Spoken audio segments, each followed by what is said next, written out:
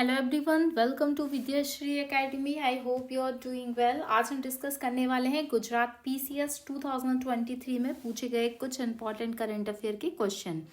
चलिए स्टार्ट करते हैं। फर्स्ट क्वेश्चन जो पूछा गया है वो है, बिम्स्टेक का सचिवालय कहाँ स्थित है। तो बिम्स्टेक एक अंतर्राष्ट्रीय संस्था है, आप सभी इसके बारे में जानते होंगे। इसका जो मुख्यालय है वो है ढाका, बांग्लादेश में। सेकंड क्वेश्चन पूछा गया है यहाँ पर, अंतर्राष्ट्रीय सौर गठबंधन की स्थापना कब की गई थी। ISA के नाम से भी जिसे हम जानते हैं। तो अंतर्राष्ट्रीय सौर गठबंधन की स्थापना की गई थी 2015 में, जिसका हेडक्वार्टर कहाँ पर स्थित है, तो गुरुग्राम, हरियाणा में स्थित है। ये क्वेश्चन आपसे पूछा जा सकता है। इसके पहले भी काफी एग्जाम में ISA काफी चर्चा में रहता है, इसलिए ये क्वेश्चन आपसे पूछा जा सकता है। आपको कमेंट बॉक्स में लिखकर बताना है कि जो योग दिवस मनाने की शुरुआत है वो कब से भारत में की गई। अभी MPPSC में ये क्वेश्चन प्रीलिम्स एग्जाम में पूछा गया था, तो ये आप मुझे कमेंट बॉक्स में इसका आंसर जरूर दीजिएगा अगर आपको पता है तो। थर्ड क्वेश्चन पूछा गया है सस्टेनेबल डेवलपमेंट गोल से। आप सभी को पता होगा कि जो सतत विकास लक्ष्य हैं वो क्या होते हैं और कितने हैं, इनको बनाने के पीछे का लक्ष्य क्या था। तो उसी से रिलेटेड एक क्वेश्चन पूछा गया है कि ऐसा कौन सा सतत विकास लक्ष्य है जो 2030 तक सभी के लिए पानी की उपलब्धता के स्थायी प्रबंधन को लक्षित करेगा। तो याद रखिएगा, यहाँ पर जो सस्टेनेबल डेवलपमेंट गोल नंबर 6 है वो सभी तक पानी की पहुंच की उपलब्धता को बढ़ाएगा। तो ये आपको याद रखना है कि कौन से नंबर का गोल है, सस्टेनेबल डेवलपमेंट गोल 6।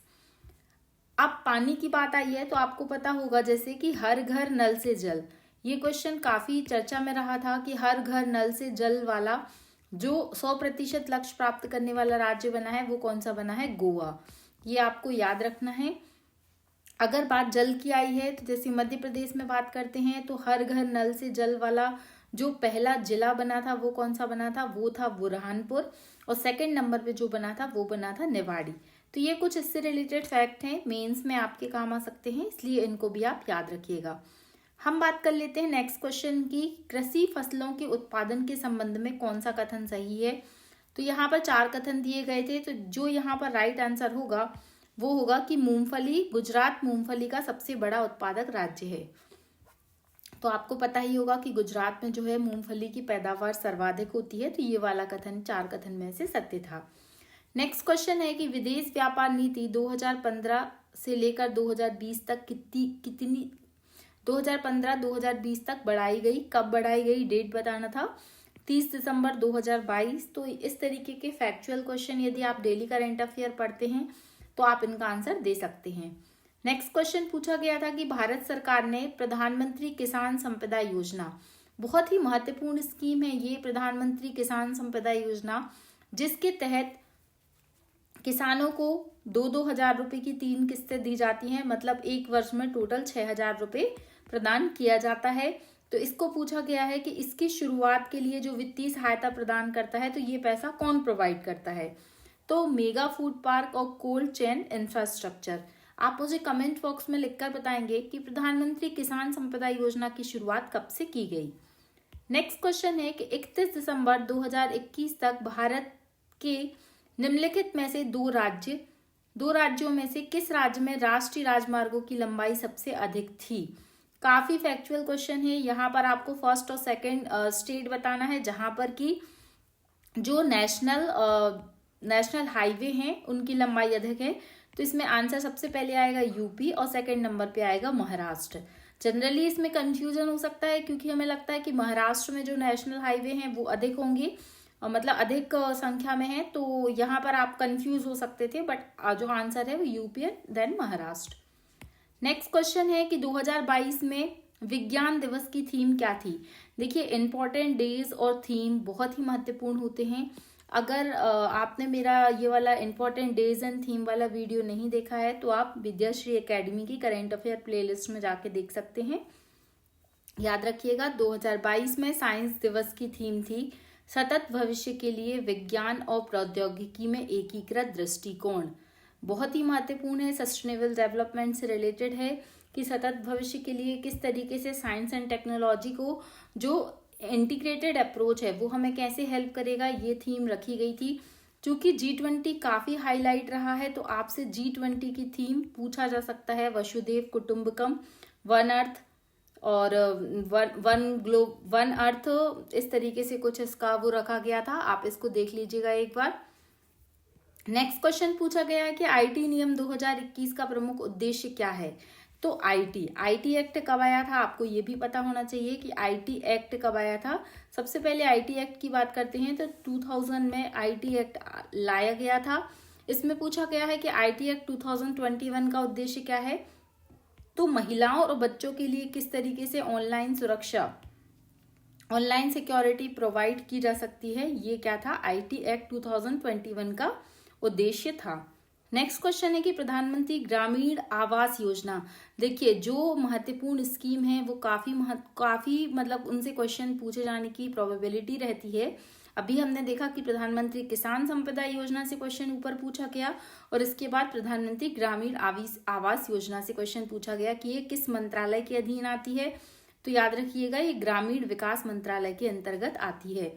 देखिए पहले क्वेश्चन जो आते थे वो इस तरीके से पूछे जाते थे कि आपसे सिर्फ ये पूछा जाता था कि ये स्कीम की शुरुआत कब हुई, क्यों हुई। बट अभी जो एग्जाम का पैटर्न चेंज हुआ है उसमें अगर आपने एनालाइज किया होगा तो स्कीम से रिलेटेड उसका डिपार्टमेंट पूछा जाता है। तो जो भी इंपॉर्टेंट स्कीम है आप उसका एक अलग से चार्ट बनाइए और बाजू में उसका मंत्रालय लिखिए कि कौन सा मंत्रालय इसको चला रहा है। नेक्स्ट क्वेश्चन है कि विश्व यात्रा बाजार जो वर्ल्ड ट्रेवल मार्केट है 2022 की मेजबानी कौन सा शहर कर रहा है। तो ये अंतर्राष्ट्रीय स्तर पे हुआ है, तो विश्व यात्रा बाजार की जो मेजबानी कर रहा है वो देश है लंदन। लंदन किस नदी के किनारे है, अगर आपको पता है तो आप कमेंट बॉक्स में लिखकर बता सकते हैं। नेक्स्ट क्वेश्चन है कि कौन सा भारतीय क्रिकेटर एक कैलेंडर वर्ष में 1000 T20 अंतर्राष्ट्रीय रन बनाने वाला पहला खिलाड़ी बन गया है। आंसर है सूर्य कुमार यादव, काफी महत्वपूर्ण खिलाड़ी हैं ये। और यहाँ पर हम बात कर रहे हैं भारतीय क्रिकेटर जो कि एक कैलेंडर वर्ष में 1000 T20 इंटरनेशनल रन बनाने वाले पहले खिलाड़ी बन गए हैं। नाम याद कर लीजिए, सूर्य कुमार यादव। नेक्स्ट क्वेश्चन है कि किस केंद्रीय मंत्रालय ने स्वच्छता सर्वेक्षण ग्रामीण 2023 टूल किट लॉन्च किया है। काफी महत्वपूर्ण क्वेश्चन है। स्वच्छता सर्वेक्षण में लगातार इंदौर शहर 6 बार टॉप पर रहा है।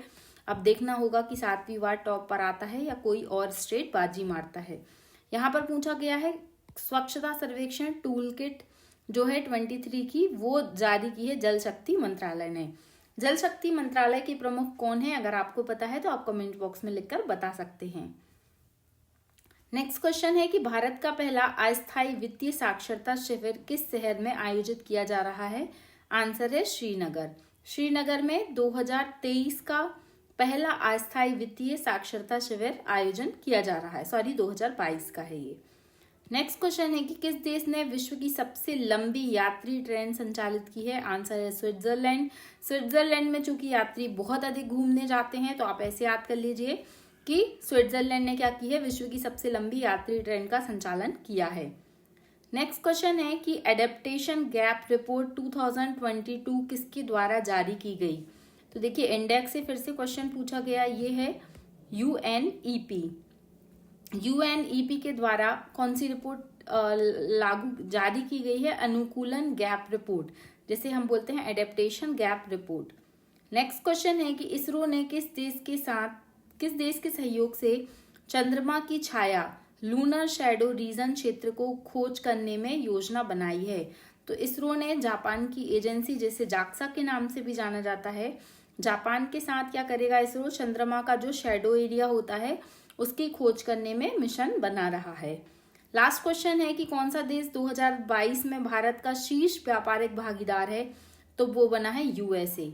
यूएसए जो है वो भारत के साथ व्यापारिक साझेदारी में नंबर 1 पर है। इस तरीके से ये बहुत ही महत्वपूर्ण क्वेश्चन है जो आगे जो भी एग्जाम होने वाले हैं उसमें करंट अफेयर के क्वेश्चन रिपीट हो सकते हैं। तो इस प्रकार से आपको ये क्वेश्चन अच्छे से याद कर लेने हैं और एक कॉपी में नोट कर लेने हैं। अगर आपको ये वीडियो अच्छा लग रहा है तो आपको चैनल को सब्सक्राइब करना है, अपने दोस्तों तक शेयर करना है।